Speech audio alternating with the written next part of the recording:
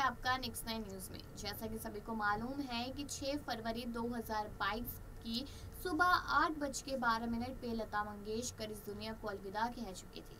और उसके बाद धीरे धीरे टाइम निकल के जब शाम का टाइम आया तो वहाँ पर अभिनेता, नेता, आम लोग सभी उनके परिवार वाले वहाँ पर उन्हें श्रद्धांजलि देने के लिए पहुंचे और बाहर ही सैकड़ों की तादाद में लोग उन्हें बाहर से ही ओम शांति ओम का मैसेज दे रहे थे। लेकिन हम आपको ये बता दें कि शाम होते होते जब समय आगे बढ़ गया था तो उस समय पर उनका अंतिम संस्कार यानी उनको मुखाग्नि दी गई। और जहाँ पहले बात हुई थी कि उनका भतीजा उन्हें मुखाग्नि देगा, वहीं पर हृदयनाथ उनके भाई ने उन्हें मुखाग्नि दी थी और इसके बाद सारा जो सिलसिला था वो खत्म हो गया था। लेकिन अब बात यहाँ पर आ गई है लता मंगेशकर की अस्थियों को लेकर। अब उनकी अस्थियों के बारे में अगर बात की जाए तो आपको बता दें कि अस्थियां 3 हिस्सों में विभाजित होगी और उसके बाद ही 3 अलग अलग जगहों पे उनको विसर्जित किया जाएगा। अब लता मंगेशकर अद्भुत थी, उन जैसा इंसान ना कोई था, ना कोई है और शायद कोई नहीं होगा।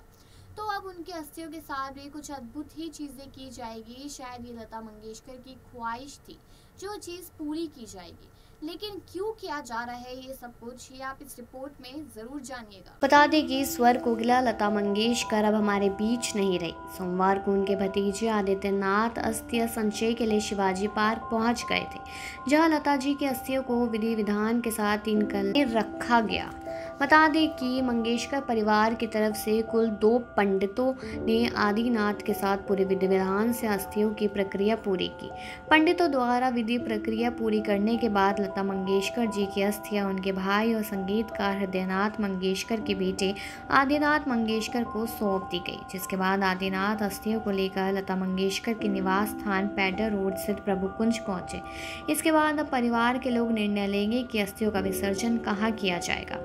कुल 3 कलशों में लता जी की अस्थियों को रखा गया है, इसलिए संभावना है कि अलग अलग जगहों पर अस्थियों का विसर्जन किया जा सकता है। हालांकि लता जी अस्थियों को कहाँ विसर्जित किया जाएगा, इसको लेकर अभी तक परिवार की तरफ से कोई बयान नहीं आया है। लता मंगेशकर की अस्थि संचय के बारे बताते हुए पंडित आचार्य भूपेंद्र शास्त्री ने बताया कि लता जी का अस्थि संचय का कार्य और पूजन आर्य वैदिक विधि विधान से किया गया था। उनका अंतिम संस्कार भी वैदिक विधान से किया गया था। दीदी जी के लिए कहना चाहता हूँ कि उन्होंने जाने से पहले अपने हर दायित्व को पूरा किया। पंडित आचार्य भूपेंद्र शास्त्री ने आगे कहा, समाज, परिवार और राष्ट्र के लिए समस्त कर्तव्यों को उन्होंने पूरा किया और इसलिए दीदी को भारत रत्न से सम्मानित किया गया। महान पवित्र आत्मा की जो कमी हुई है उसे कोई पूरा नहीं कर सकता, उनके ऋणों को कभी चुकाया नहीं जा सकता। भूपेंद्र शास्त्री ने यह भी बताया कि लता दीदी का अस्थि विसर्जन कहाँ किया जाएगा, यह फैसला उनके परिवार वाले ही लेंगे। अस्थि संचय के दौरान वहां मौजूद लोगों ने लता जी अमर रहे के नारे भी लगाए।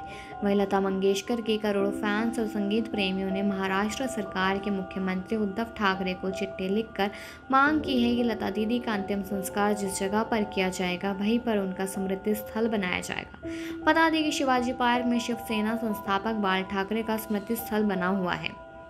बाल ठाकरे के बाद लता मंगेशकर दूसरी हस्ती है जिनका शिवाजी पार्क में अंतिम संस्कार किया गया। उनका अंतिम संस्कार उस जगह से थोड़ी ही दूर पर हुआ जहां बाल ठाकरे का हुआ था। लता मंगेशकर ने सुबह 8 बजे मुंबई के ब्रिच कैंडी अस्पताल में आखिरी सांस ली थी रविवार को। 92 साल की लता मंगेशकर को 8 जनवरी को कोरोना और निमोनिया के चलते अस्पताल में भर्ती कराया गया था।